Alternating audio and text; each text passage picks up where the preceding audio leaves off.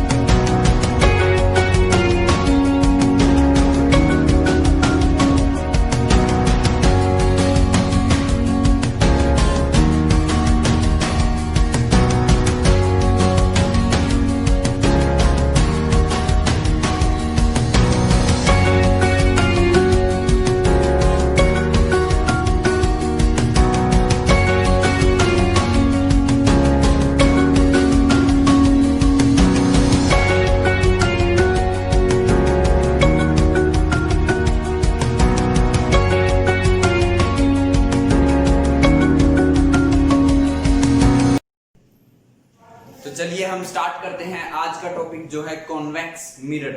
ये convex mirror को हम डाइवर्जिंग मिरर भी बोलते हैं। क्या बोलते हैं? Diverging mirror. जैसे कॉनकेव मिरर को क्या बोला जाता था? Converging mirror. क्यों? क्योंकि वो सभी लाइट रेज को एक जगह पर कन्वर्ज कर देता था, मिला देता था।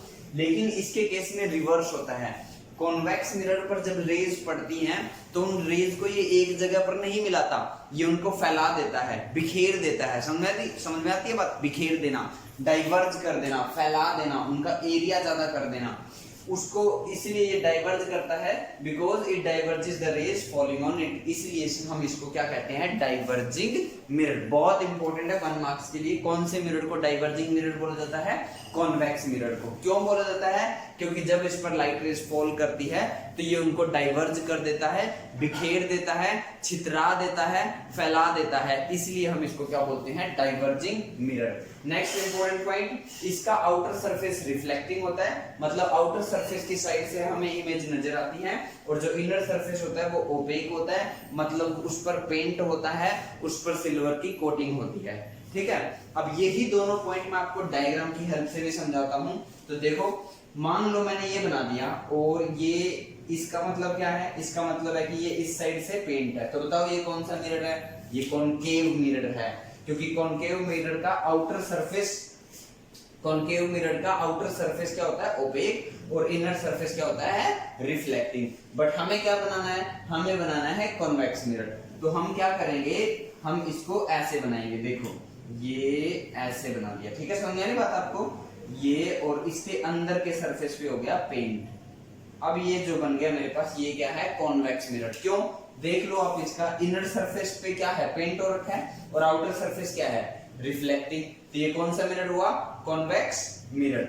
अब दूसरा, इसमें एक सेंटर से लाइन पास होती थी, जो मैंने कॉनकेव मिरर में भी पास करके आपको दिखाई थी, और ठीक ऐसे ही इसी कलर के साथ थी वो। और इसको हम क्या बोलते थे? इसको हम बोलते थे प्रिंसिपल एक्सिस। क्या बोलते थे हम इसको? Principal axis. Principal axis. ठीक है, प्रिंसिपल एक्सिस। क्या बोलते थे हम इसको? Principal axis, main axis. अब यहां से कोई लाइट रे चलकर आई, स्ट्राइक हुई।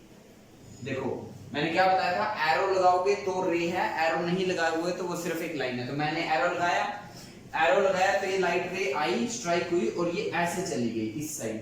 समझ रहे बात आपको? सिमिलरली यहां से कोई एक रे आई, स्ट्राइक हुई, और वो ऐसे चली गई। तो देखो, फैला दिया ना इसने, बिखेर दिया ना इसने, समझ में बात। इसीलिए इसको क्या बोलते थे, डाइवर्जिंग मिरर, क्योंकि ये लाइट रेज को फैला देता है, समझ में बात। अब दूसरी बात, इसका ये क्वेश्चन, ये भी बात क्लियर हो गया आपको कि इनर सरफेस इसका ओपेक होता है और आउटर सरफेस रिफ्लेक्टिंग होता है। अब एक क्वेश्चन ये अराइज होता है, देखो दो रेज ऐसे आ रही हैं आपके पास, तो ये मिल जाएंगी, ठीक है, या दो रेज, इन दो रेज को ध्यान से देखो, ये रे चल पड़ी ऐसे और ये चल पड़ी ऐसे, मतलब ये रेज ऐसे चल पड़ी, तो या ये क्या कभी मिलेंगी आपस में? इनके बीच की डिस्टेंस तो बढ़ती जा रही है ना टाइम के साथ, दूर दूर चलती जा रही है ना एक दूसरे से, तो ये क्या मिलेंगी? नहीं मिलेंगी। तो हम क्या देखेंगे, हम ऑब्जर्व करेंगे ये कि हमें लगेगा कि ये रेज यहां से आई है, ये वाली रेज, और ये वाली रेज यहां से आई है, समझे बात। डॉटेड लाइन से हम इसको ड्रॉ करेंगे, ये बात ध्यान रखनी है खास, ठीक है। किससे ड्रॉ करेंगे? डॉटेड लाइन से। तो हमें ये यहां से मिलती हुई, यहां से आती हुई नजर आएंगी और यहां पर इमेज बन जाएगी उस ऑब्जेक्ट की। तो देखो वही रियल और वर्चुअल वाली बात मैं आपको दोबारा बता रहा हूं। रियल में मैंने बताया था रेज सच में मिलती थी, जो कि कॉन्केव मिरर में मैंने आपको बना के दिखाई भी थी, वहां हमें जरूरत नहीं पड़ी थी ये इमेजिन करने के लिए कि रेज वहां मिली होंगी या रेज वहां से आई होंगी, जैसा मैंने अभी इस केस में किया। वहां पे एक्चुअली में सच में ही मीट कर रही थी और वहां पे इमेज बन जाती थी। जहां रेज आपस में मिलती हैं, मिरर से स्ट्राइक होकर, रिफ्लेक्ट होकर, जहां पर रेज मिलती है वहां पर क्या बनती है? इमेज। और कॉन्केव मिरर में वो रेज सच में मिल रही थी, इसलिए हम वो जो इमेज थी वो रियल इमेज बना रहा था। बट यहाँ ध्यान से देखो, ये कभी भी आपस में मिलेंगी नहीं, तो हमें लगेगा कि ये कहीं पीछे से आई है, हमें लगेगा, इमेजिनेशन, समझना, इमेजिन कर रहे हैं, समझ में आ रही बात। तो हमें वो इमेज यहाँ पर नजर आएगी, इसलिए जो इमेज बनाता है वर्चुअल इमेज बनाता है हमेशा। कैसी इमेज बनाता है? वर्चुअल। तो मैं नेचर ऑफ इमेज भी यहां लिखूंगा आपको, ठीक है। तो मैं यहां पर लिख देता हूं nature of image formed by plane mirror, nature of image.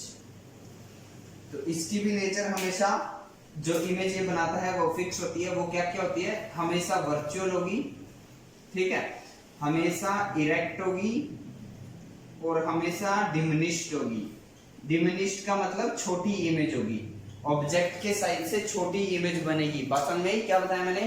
क्या होगी? वर्चुअल होगी, मतलब रेज सच में नहीं मिलेगी, हमें मिलती हुई सिर्फ महसूस होंगी, नजर आएंगी।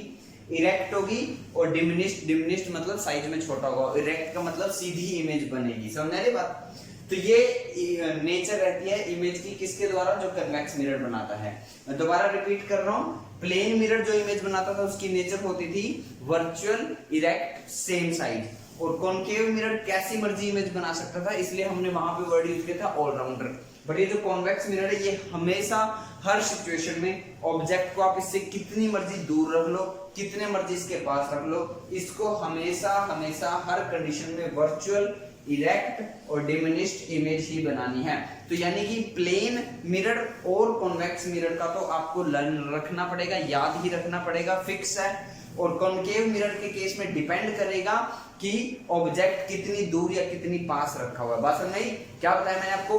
प्लेन मिरर और कॉन्वेक्स मिरर के केस में तो इमेज की नेचर फिक्स है जो आपको याद रखनी है, और कॉन्केव मिरर के केस में इमेज की नेचर चेंज हो जाएगी उसी अकॉर्डिंग, जिस अकॉर्डिंग ऑब्जेक्ट उसके सामने रखा जाएगा। ऑब्जेक्ट ज्यादा पास में होगा तो कुछ और नेचर होगी इमेज की, ऑब्जेक्ट ज्यादा दूर होगा तो इमेज की नेचर भी कुछ और होगी, समझ में बात। नेक्स्ट बात करते हैं एग्जांपल की। अब जैसे मैंने स्पून का एग्जांपल लिया था, स्पून के दो सरफेस होते हैं, एक होता है इनर सरफेस, एक होता है आउटर सरफेस। इनर सरफेस मैंने आपको बताया था वो कॉन्केव की तरह बिहेव करता है, और जो हमें उसके अंदर इमेज नजर आती है वो इन्वर्ट नजर आती है। मैंने कल बताया भी था, आपके घर में स्पून हो तो उसके इनर सरफेस की साइड से अपना फेस देखने की कोशिश करो, आपको अपना फेस उल्टा नजर आएगा। ये जो स्पून की आउटर सरफेस होती है, मान लो ये स्पून है ना, देखो तो ये स्पून है, अगर इनर सरफेस से अपना फेस देखोगे तो आपको कैसा नजर आएगा? इन्वर्टेड, उल्टा। और अगर आउटर सरफेस से अपना फेस देखोगे तो वो कैसा नजर आएगा? आपको सीधा, ठीक है। तो यानी एग्जांपल हो गया, जो आउटर सरफेस होता है स्पून का वो कैसे बिहेव करता है एज अ कॉन्वेक्स मिरर, यहाँ पर लिखा भी है। और जो इमेज आपकी यहाँ पर नजर आएगी फेस की, वो इरेक्ट नजर आएगी। इरेक्ट का मतलब सीधी इमेज आपको नजर आएगी। अगर इनर सरफेस से देखोगे तो इन्वर्टेड नजर आएगी, आउटर सरफेस देखोगे तो इरेक्ट नजर आएगी। अब हम बात करते हैं यूजेस की, ये यूज कहाँ होता है। तो यूज करने से पहले आप इसको दो प्रॉपर्टी ध्यान से याद रखना। एक तो ये रेस को फैला देता है, ठीक है। नंबर 2 पॉइंट, इसके द्वारा जो इमेज बनती है वो हमेशा साइज में छोटी होती है। तो इसी बात को याद रखते हुए कोशिश करो कि ये कहां पर यूज होता है। तो फर्स्ट ऑफ ऑल आप देखते होंगे आपके पास कोई भी व्हीकल हो, ऑटोमोबाइल हो, बाइक हो, कार हो, ट्रक हो, जो भी हो, उसके साइड में एक मिरर लगा होता है, साइड मिरर हम उसको बोलते हैं, ठीक है, समझ में आया? जैसे मैं अभी आपको दिखा भी देता हूँ, ये जो मिरर आपके सामने लगा होता है, ये जो मिरर होता है, नजर आ रहा है ना, ये जो मिरर होता है इसको बोलते हैं हम साइड मिरर। साइड मिरर होता है ना, बाइक की साइड में लगा होता है, कार की साइड में लगा होता है। किस काम आता है ये? काम आता है ड्राइवर इसमें से देख के ये देख लेता है कि पीछे से कौन सा व्हीकल आ रहा है, ठीक है। रोड वगैरह जब उसको क्रॉस करना होता है तो वो पीछे देख लेता है कि पीछे कोई ट्रैफिक तो नहीं है, समझे? तो इसीलिए हम इसको it is used as driver mirror भी इसको बोल देते हैं। ये बहुत इंपॉर्टेंट है वर्ड, इसलिए मैंने इसको बॉक्स में बंद किया। ड्राइवर मिरर कौन सा मिरर होता है? Convex mirror. इसको रियर व्यू मिरर भी बोल देते हैं। क्यों बोलते हैं मैं वो भी आपको बताता हूँ। इसको साइड व्यू मिरर भी बोल देते हैं। साइड व्यू मिरर तो समझ में आया, व्हीकल की साइड में लगता है। ड्राइवर मिरर भी समझ में आया क्योंकि इसको ड्राइवर यूज करते हैं। क्यों यूज करते हैं? To see the traffic coming from behind, पीछे से आ रही ट्रैफिक को देखने के लिए। रियर व्यू मिरर क्यों बोलते हैं इसको? रियर व्यू मिरर इसलिए बोलते हैं, अब आप इमेजिन या याद करो अपनी बात को, अगर आपने कभी व्हीकल का बाइक चलाते हुए अपनी साइड का जो मिरर है उसमें आपने देखा हो तो हमें कितना एरिया नजर आता है, हमें बहुत दूर तक सड़क नजर आती है, आसपास के हमें फील्ड नजर आते हैं, खेत नजर आते हैं। मीन टू से जो एरिया होता है वो बहुत ज्यादा नजर आता है, समझ में आ रही बात? तो इसीलिए इसको बोला जाता है रियर व्यू मिरर, क्योंकि इसका जो फील्ड ऑफ व्यू होता है वो ज्यादा होता है, समझ में बात? देखो ये क्या कर रहा है, एक सरफेस आपके पास, ऐसे इमेजिन करो एक सरफेस आपके पास, यहाँ बॉल मारोगे टेनिस बॉल तो वो कहाँ जाएगी? ऐसे। यहां बॉल मारोगे तो नीचे, तो फैला दिया ना इसने, रेस को ऐसे फैला दिया, तो जहां जहां तक लाइट जाएगी वहां वहां तक हमें नजर आएगा ना। तो आप देखते होंगे जो कार वगैरह का, बाइक वगैरह का जो साइड मिरर होता है उसमें फील्ड ऑफ व्यू बहुत ज्यादा होता है। फील्ड ऑफ व्यू ज्यादा होने की वजह से इसको रियर व्यू मिरर भी बोला जाता है। Next as a staircase mirror, जो डबल डेकर बसेस होती है ना, डबल डेकर बसेस में भी ये इस्तेमाल होता है, ये देखने के लिए कि जो पैसेंजर है वो कहां तक पहुंच गए हैं, ठीक है। और एज विजिलेंस मिरर, अब मैंने आपको बताया ये जो है एरिया ज्यादा कवर करता है, एरिया जो है वो ज्यादा कवर करता है, ज्यादा करता है, तो ये सिक्योरिटी पर्पस के तौर पे काम आता है। आप जनरली देखोगे स्कूल वगैरह में कॉर्नर में कहीं पर एक छोटा सा जो है मिरर लगा होता है, ठीक है। तो ये शॉप वगैरह में, मॉल्स वगैरह में सिक्योरिटी पर्पस के लिए यूज होता है। क्यों? क्योंकि एक छोटा सा ये कॉन्वेक्स मिरर भी बहुत ज्यादा एरिया कवर कर लेता है। पूरे एक रूम में सिर्फ एक कॉन्वेक्स मिरर सफिशिएंट है, एक कॉन्वेक्स मिरर से बना हुआ कैमरा जो है वो सफिशिएंट है, क्योंकि वो सारे उस एरिया को कवर कर देगा, क्योंकि इसका फील्ड ऑफ व्यू क्या होता है? ज्यादा, ठीक है। अच्छा मैं एक बात और आपको बताता हूँ, जब आप बाइक चलाते हुए साइड मिरर में पीछे से आ रही ट्रैफिक को देखते हो तो उस ट्रैफिक की खास बात होती है, एक तो वो ट्रैफिक आपको सीधी नजर आती है, सीधी नजर आती है ना, इरेक्ट बताया था ना अभी, हमेशा इरेक्ट बनाता है, और डिमिनिश छोटा सा।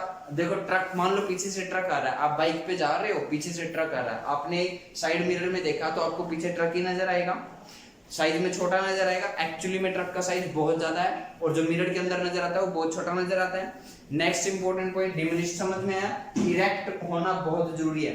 अब आपने साइड में देखा, पीछे से इमेज आ गई उल्टी नजर, मतलब अब ट्रक के पैर, जो टायर है वो तो ऊपर नजर आ रहे हैं और जो ड्राइवर है जो वो नीचे नजर आ रहे हैं, तो आप तो डर जाओगे ना, और डर जाओगे तो एक्सीडेंट भी हो सकता है। तो इसीलिए जो ड्राइवर मिरर है उसका मेन पर्पस होता है इमेज को छोटी करके दिखाना और सीधी इमेज करके दिखाना, समझ में बात? तो आई होप आपको ये कॉन्वेक्स मिरर क्लियर होगा। इसको डाइवर्जिंग मिरर भी बोलते हैं क्योंकि रेज को डाइवर्ज करता है। इसका आउटर सरफेस रिफ्लेक्टिंग होता है, इनर सरफेस ओपेक होता है। जैसे स्पून की आउटर सरफेस होती है वो इसका एग्जांपल है। यूजेस की बात करें तो ये ड्राइवर मिरर के तौर पे यूज होता है, डबल डेकर बसेस में यूज होता है और सिक्योरिटी पर्पस के तौर पे यूज होता है। इसके द्वारा जो इमेज बनती है उसकी नेचर भी हमेशा फिक्स होती है, वो हमें हर कंडीशन में वर्चुअल बनाएगा, इरेक्ट बनाएगा और डिमिनिश बनाएगा। सो जल्दी से वीडियो को पॉज करो, स्क्रीनशॉट लो, कॉपी में नोट करो। Thank you.